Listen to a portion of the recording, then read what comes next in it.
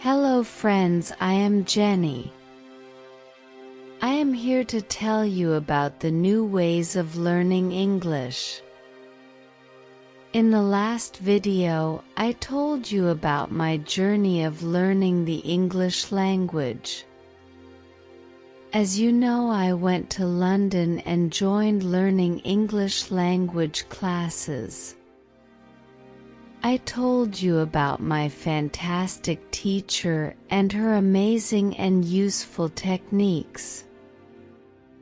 That helped all the students to be proficient in English language speaking. Today, I'll tell you more new techniques that I learned from my teacher.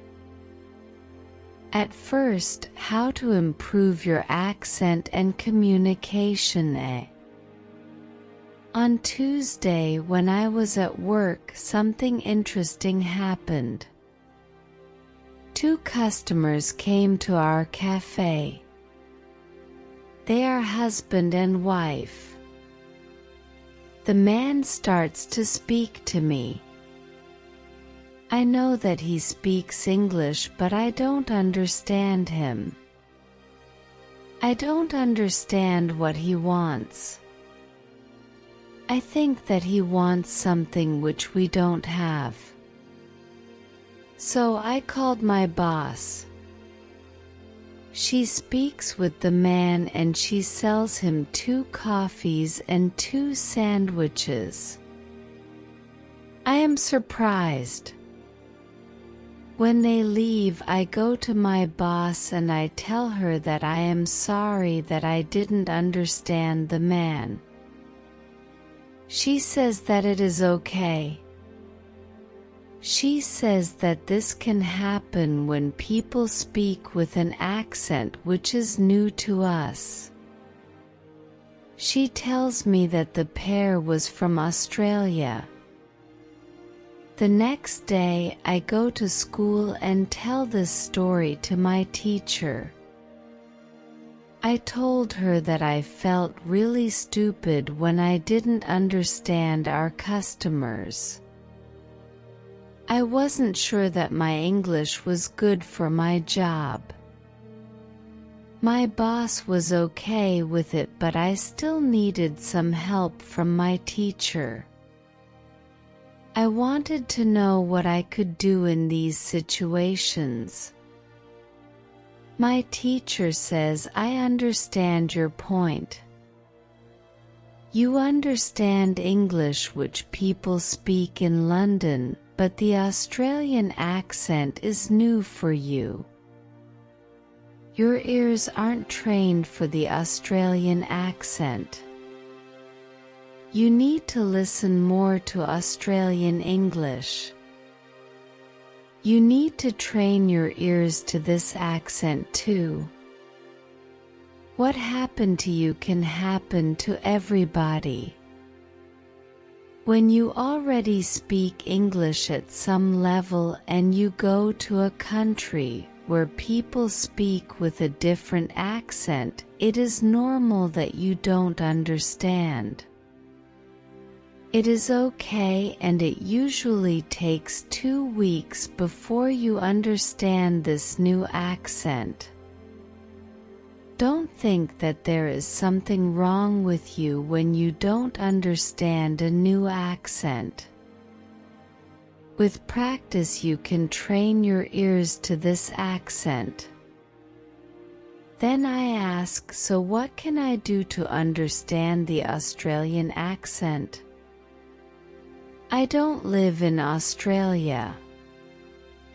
Our teacher says you can watch films with Australian English, or you can watch situation comedies from Australia, and soon you can understand. I say thank you, teacher. After school, I go to work again. At about 4 o'clock, 2 interesting customers came to our cafe. This time they are not from Australia. They are foreigners. They want to buy some coffee. They are two ladies and it is clear that their English is very basic. My boss is serving them. When she hears that they don't speak English very well, she does something very interesting. She changes her English. She uses very simple sentences with only 3 or 4 words. I can see that the ladies understand her. They buy 2 coffees, 2 sandwiches and 2 cakes. They are happy and my boss is happy too. When the ladies leave, I tell my boss that it was very nice how she changed her English so that the 2 ladies understood her. My boss says that sometimes she has to speak in very simple English. It doesn't matter if the customer speaks English well or not. They are customers and we have to do everything possible for them. If they see that they can speak English here, they can come to our cafe every day. I think that our boss is a good businesswoman. She does everything possible to make our customers happy. It is true that we have a lot of customers. Our cafe is busy every day. When you want to understand people with a special accent, listen to audio like short stories, watch movies with their accent for some time. The next day at school, I told my teacher about my experience with my boss and the 2 ladies who didn't speak English very well. Our teacher says, "Great, your boss must be a very clever young lady." It is true that you can communicate with everybody. People who speak English very well can have a conversation with those who are at the beginning of their journey. Today we can speak about different levels of English and what you can do at this level. Let's start with the lowest level of 1,000 words. At this level, students can speak about some basic things from everyday life. Speaking is very limited, but it is already possible to communicate slowly for a short time with people who want to speak with you. Your sentences are short. They usually have 4 words. If the others also speak in short sentences, you can have a basic conversation. When students move to a higher level, which is 2,000 words, the conversations are easier and the sentences are longer. This is the level at which you are right now. You can speak about many things from your life. You can speak about your family, hobbies, job, and traveling. Sometimes you can have a problem when you want to go into a deeper conversation on some topics. But this level is usually good enough for everyday use of English. If you want to be able to have a deeper conversation on many topics, it is good to know 3,000 words. It is a good goal for English students of English. Of course, you can learn more than 3,000 words. With more words, it is easier for you to communicate in English. but 3,000 words is usually enough for communicating in English about almost everything. I think that the two ladies at your cafe knew about 1,000 words. Your boss went to their level and she had a basic conversation with them. After school I go to work. That two women came to our cafe again. They also bring two of their friends. It is my turn to serve them. I speak to them in simple short sentences. They understand me. This is great. They tell me that they are tourists from China. They tell me that they like our cafe because people understand them here. On Thursday I went to school again. Our teacher asked us about Thursday's school party. One student said that the party was great. We had a lot of drinks and lot of fun. The girls and boys from our school liked the party. I liked the party a lot too because Joe was there. I could talk to him and we danced together. It was all very nice. There were also two players from my football team at the party. They are from Argentina. Team at the party. They are from Argentina. Their English was basic. They could speak only in short sentences. But they were very funny at the party. They made a lot of jokes about life in England, about other players from our team and about girls from their class. Their sentences were very short with only 3 or 4 words, but they were able to speak fluently. When we speak about the party, I tell my teacher, "It was really interesting to see that somebody who doesn't know many words can already speak fluently." I know some students who are at a much higher level and they can't speak fluently. My teacher said, "The two players from your football team showed you the right way. The players used what they knew. Tnu. They cared only about what was really important. It was communication." Then one girl asked, "So what can we do if we want to speak English fluently? To go to parties and make jokes?"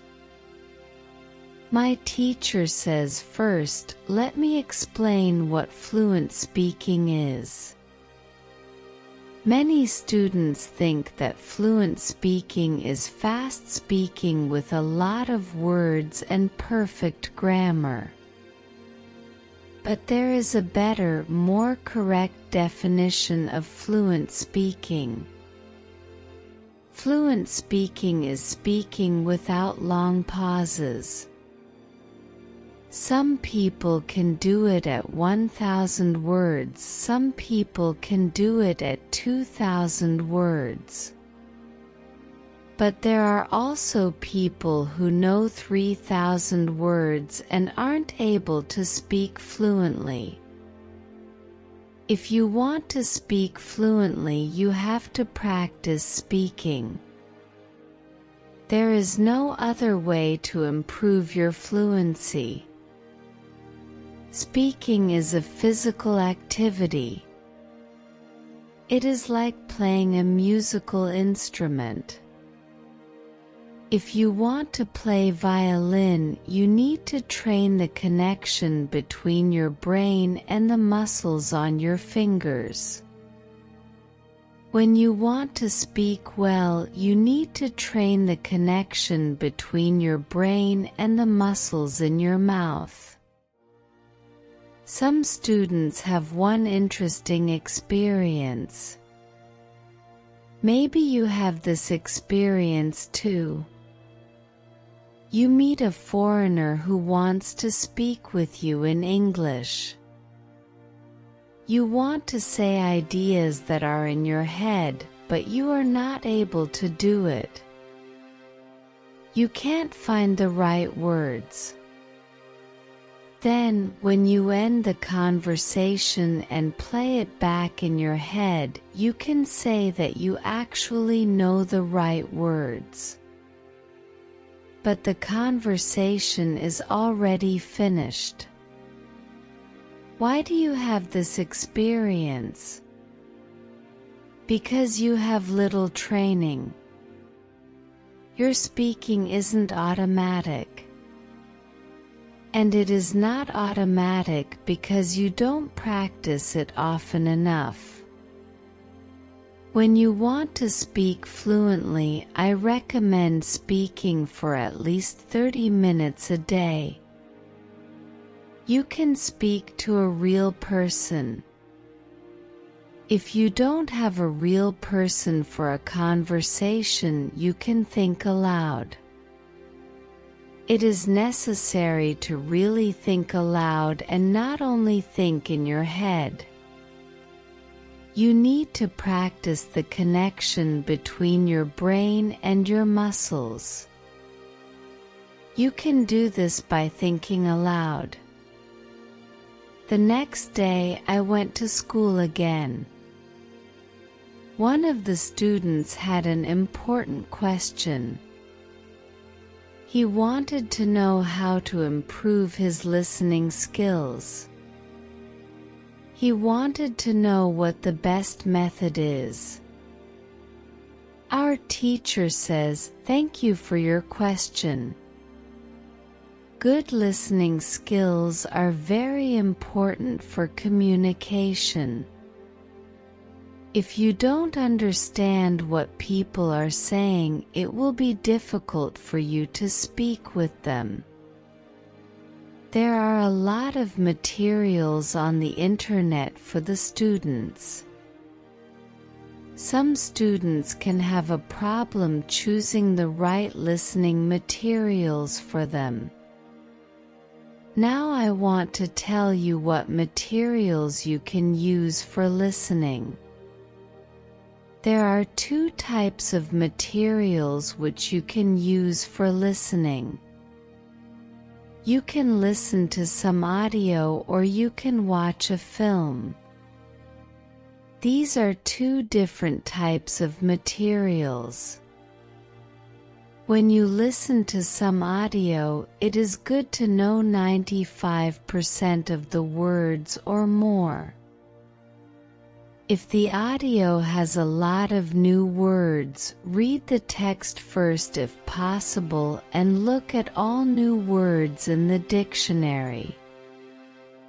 When you practice listening, you practice getting information from a spoken language. You don't try to learn new words. Of course, sometimes you can learn new words, but it is not the main goal. When you listen, concentrate on getting information from spoken English. It is important to use materials at your level of English. For example, you can use books in simplified English which have an audio recording. I really recommend these books to you.